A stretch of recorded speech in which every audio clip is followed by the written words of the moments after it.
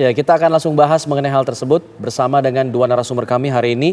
Ada sejumlah pakar politik, ada Prof. Burhanuddin Muhtadi dan juga Bang Henry Satrio. Selamat sore, Bapak-Bapak. Selamat sore.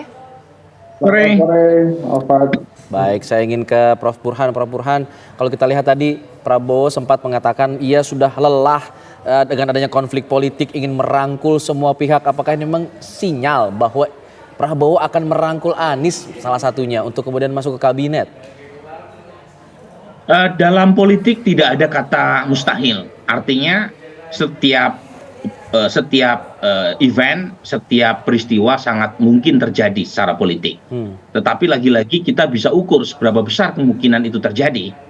Nah, kalau kita lihat dari sisi Mas Anies, pernyataan beliau tidak ada satupun yang menegaskan atau mengingkari dari awal bahwa beliau menolak. Dari awal kalau kita lihat pernyataan Mas Anies itu sebenarnya bersayap. Beliau berkali-kali mengatakan bahwa proses yang sekarang sedang dijalankan adalah proses konstitusional dari MK. Yang kedua, dia juga mengatakan waktunya masih jauh. Lain kalau misalnya Mas Anies mengatakan saya menolak menjadi menteri kalau misalnya Pak Prabowo dilantik sebagai presiden. Tidak ada pernyataan tersebut.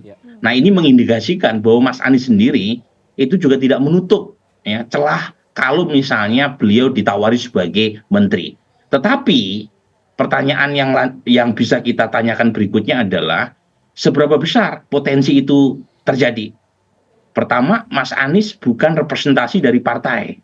Nah, kalau misalnya beliau diajak sebagai menteri, itu bentuk dari akomodasi politik kepada partai mana? Apakah dari Nasdem, apakah dari PKB, ataukah dari PKS? Just in case di antara salah satu dari partai pendukungnya itu diajak berkoalisi dengan Pak Prabowo, itu masih jadi misteri. Yang kedua, Mas Anies juga harus mempertimbangkan ongkos politik yang harus dibayar kalau misalnya beliau masuk ke dalam pemerintahan Pak Prabowo mendatang. Karena bagaimanapun proposal yang diajukan oleh Mas Anies dalam Pilpres kemarin itu banyak yang bertolak belakang dengan proposal yang diajukan oleh Pak Prabowo Gibran. Dan Mas Anies banyak sekali melakukan tanda kutip serangan atau diferensiasi dibanding dengan arus atau narasi keberlanjutan yang dibawa oleh Pak Prabowo. Apa kata pendukung Mas Anies? Kalau misalnya Mas Anies tiba-tiba berubah haluan kemudian menyokong pemerintahan Pak Prabowo Gibran.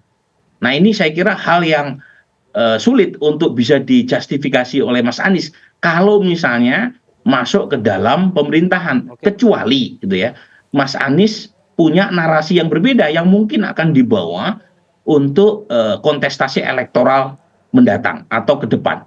Nah, ini yang saya terus terang belum yakin karena bagaimanapun Mas Anies sudah punya segmen tersendiri di kalangan pemilih, yaitu narasi perubahan, dan narasi itu berbeda 180 derajat dengan narasi yang dibawa oleh Pak Prabowo. Dan terakhir, ini pertimbangan secara demokrasi, menurut saya penting buat Mas Anies atau sekelompok partai untuk tetap menjaga kewarasan publik agar pemerintahan Pak Prabowo kalau jadi dilantik itu ada second opinion-nya, ada checks and balance-nya, ada tawasobil haknya, ya kalau istilahnya Al-Quran. Jadi ada satu blok oposisi yang tangguh agar pemerintahan Pak Prabowo itu mendapatkan sparring partner yang baik.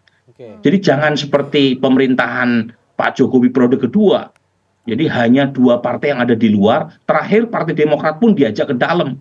Dan akibatnya tidak terjadi checks and balance. Dan karenanya Mas Anies lebih baik berada di luar. Oke, itu soal kalkulasi politiknya ya. Kok tadi kan Prof. Burhan ini salah satu yang di-highlight adalah Anies Baswedan bukan merepresentasikan partai politik. Itu cukup menarik. Kita mau menuju ke Bang Hensat. Kalau tadi yang disampaikan Prof. Burhan bahwa Anies ini bukan representasi dari partai politik. Seberapa besar potensi Prabowo Subianto sebagai presiden terpilih akan menggunakan konsep politik merangkul lawan politiknya. Dalam hal ini Anies. Ya, bisa saja walaupun Anies tidak representasi partai politik, tapi dia mewakili 24%-an rakyat Indonesia tuh. Jadi kalau konsepnya Pak Prabowo mau merangkul, ya sekalian dirangkul para capres-capresnya gitu kan, supaya bisa all out. Tapi saya tidak bisa membayangkan sih kalau kemudian semuanya berada di dalam satu gerbong yang sama, satu gedung yang sama. Kemudian demokrasi yang terjadi adalah demokrasi paduan suara gitu, karena semuanya menyanyikan lagu yang sama gitu.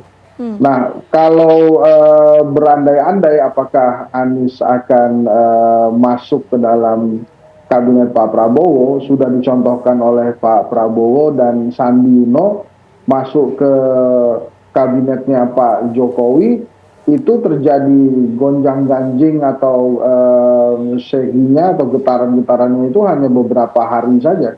Setelah itu sudah lupa dan akhirnya Pak Prabowo per hari ini menikmati keputusannya bergabung dengan Pak Jokowi. Hari ini dia bisa menjadi elected president. Memang berbeda nasibnya dengan Mas Sandi, tapi kan Mas Sandi mungkin mengambil jalur politik tersendiri ya, mungkin akan menjadi salah satu petingginya P3, walaupun P3 masih sedang berjuang mendapatkan 0,13% untuk menembus Senayan. Jadi kalau kemudian pertanyaannya apakah Prabowo akan merangkul Anies ke kabinet, menurut saya bisa saja itu terjadi, walaupun memang kalau dilihat dari kalkulasi politik agak kecil kemungkinannya, karena memang sudah cukup jangan-jangan yang sudah dirangkul oleh Pak Prabowo. Sebagai eksekutif kan sebetulnya yang dibutuhkan oleh eksekutif itu adalah suara dari parlemen ya,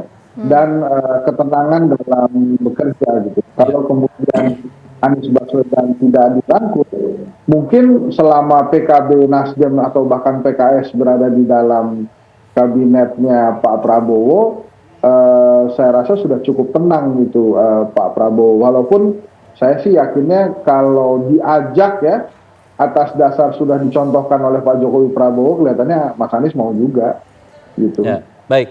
Yang menarik juga adalah pertemuan Prabowo dengan lawan politiknya di kubu seberang ini. Yang diajak bertemu duluan adalah Surya Paloh dari Nasdem, bukan dari kubu 03. Nah, apakah kemudian rangkul-rangkulan ini hanya condong ke satu kubu saja di 01 sehingga 03 dilepas? Nah, ini menjadi satu hal yang menarik. Nanti kita akan bahas usai jeda, tetap bersama kami di Kawar Petang.